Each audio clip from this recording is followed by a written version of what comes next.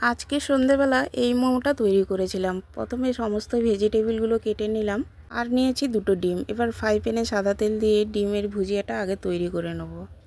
ডিমের মধ্যে একটু লবণ দিয়ে ভুজিয়াটা তৈরি করে নিলাম। ভুজিয়াটা তৈরি হয়ে গেলে নিয়ে নিলাম। এবারে ফ্রাই প্যানে সাদা তেল দিয়ে এবার সমস্ত ভেজিটেবিলগুলো দিয়ে দিলাম। বাঁধাকপি কুচোনো, গাজর কুচোনো, পেঁয়াজ কুচোনো, কাঁচা লঙ্কা কুচোনো, ক্যাপসিকাম কুচোনো আর দিয়ে দিলাম সয়া সস, পরিমাণ মতো লবণ, একটু গোলমরিচের গুঁড়ো দিয়ে ভালো করে নাড়াচাড়া করে ডিমের ভুজিয়াটাকেও দিয়ে দিলাম। ডিমের ভুজিয়াটা দিয়ে ভালো করে মিশিয়ে এবার পুরটা আমি নিয়ে নেব। এবার মোমোটা তৈরি করব। আগে থেকে এগুলো বেলে রেখেছিলাম। এবার মোমোর শেপটা দিয়ে দেবো। সবগুলো এরকম মোমোগুলো তৈরি করে হিতলির মধ্যে আগে তেলটা ব্রাশ করে নেব, যাতে একটার গায়ে অন্যটা না লাগে। একটু ফাঁকা ফাঁকা করে দিয়ে আবারও ওপরে একটু তেল ব্রাশ করে দিলাম, একটু ধনেপাতা দিয়ে ঢাকিয়ে দিলাম।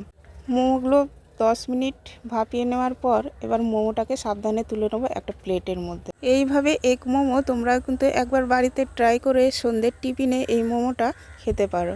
প্রত্যেকটা মোমোতে কিন্তু ডিমের পুর।